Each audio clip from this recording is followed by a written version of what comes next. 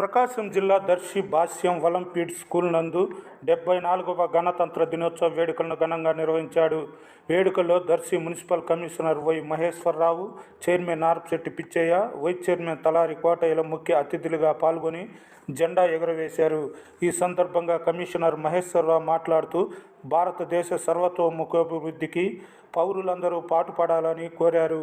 విద్యార్థులు దేశభక్తి గీతాలకు నృత్య ప్రదర్శన చేయగా తిలకించారు. కార్యక్రమంలో సంస్థ ప్రిన్సిపాల్ డివి పవన్ కుమార్, ఉపాధ్యాయులు, విద్యార్థులు, తల్లిదండ్రులు పాల్గొన్నారు.